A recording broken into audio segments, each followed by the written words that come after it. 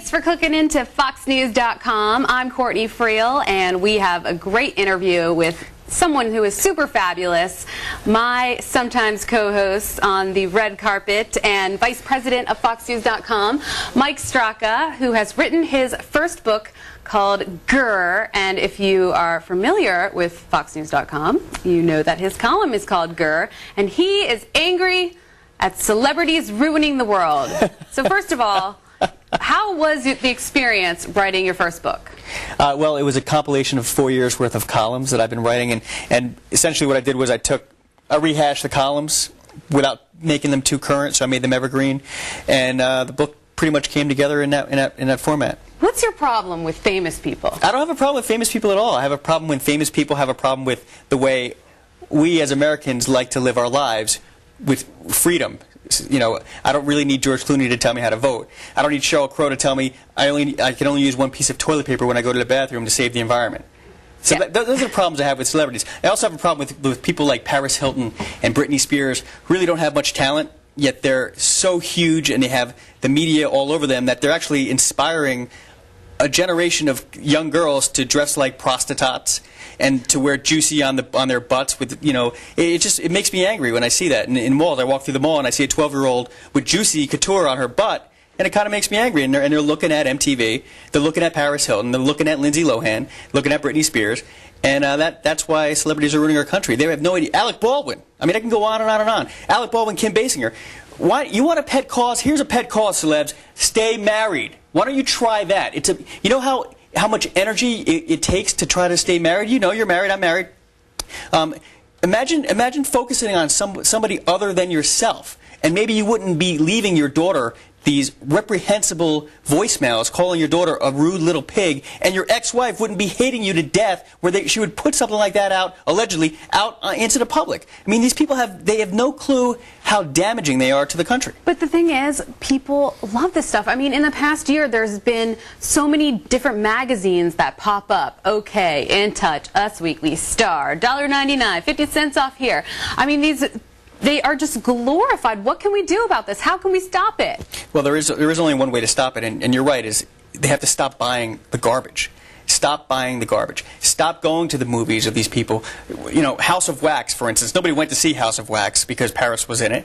Nobody bought her album. She sold maybe 70,000 albums or CDs, which is nothing in the world that she lives in.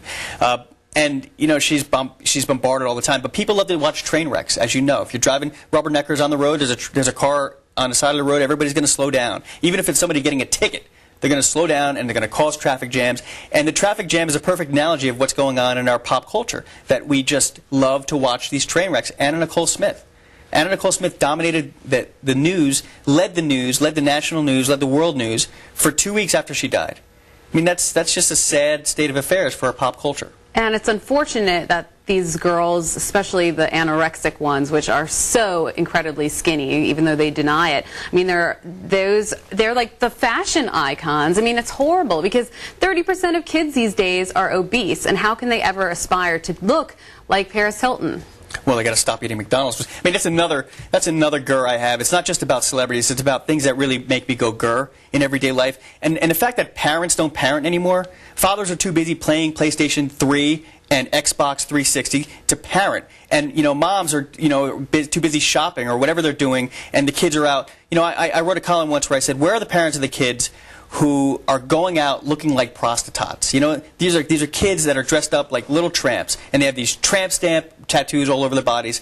And where are they getting this from? They're getting it from MTV. They're getting it from watching people like Lindsay Lohan dress like a little tramp and going around and traipsing around and getting the media coverage all over the place. And I wrote a column saying, where are the parents? But their response to me was, I got dozens of emails from people saying, listen, my daughter dresses the way I expect her to dress. She leaves the house, and she goes to her friend's house, and she changes. What am I supposed to do, be a truant officer and follow her around? I guess not. You know, you can't really do that. You got to give your kid some freedom, obviously. Well, I know you're a good parent now, but your daughter's only 3, so I think we'll have to talk about this in 20 years and see when she's 23, what's happening. Bite your tongue. Bite your tongue. I hope she stays on the straight and narrow for at least until she's married, and then she can make another man miserable. Well, so So here's the deal. I mean, so Grrr, you know, it's comical and you're venting your frustrations, but what else can we take away from it? Well, you know, it is hopefully a rational point of view to the irrational world we live in when it comes to media and mass media and popular culture. You know, and Paris Hilton is not a talent. She shouldn't be on top of the world. She shouldn't be making $1 million to show up at a party. You know, and she does. She gets $1 million to show up at a party for New Year's Eve. I know. That's the personal problem I have because, not getting $1 million to show up at a party is unfortunate. But, yeah, no, I mean, I can't believe that they get so much money just to show up at these places. It's really frustrating. So, boycott celebrities? Is that what we're saying? No. I love celebrities, and I'm not talking about the really talented people who speak through their work.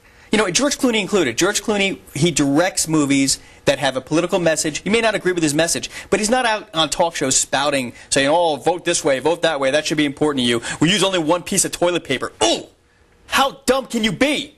Anyway. Yes, 1 ply, 1 square. Yeah. Was that 1 ply or 2 ply, by the way, that she said? I think it was 1 ply. That's just not enough. But anyways, listen, Mike Straka, I'm really proud of you. Thank you. Congratulations on having your first book called Grrr, and you can get it at foxnews.com/Grrr. But it's all over the place. Get it at bookstores, get it at Amazon. And, of course, continue reading Mike Straka's column, Grrr, on foxnews.com, which, thank you so much for stopping by. See you next time. Thanks, Court.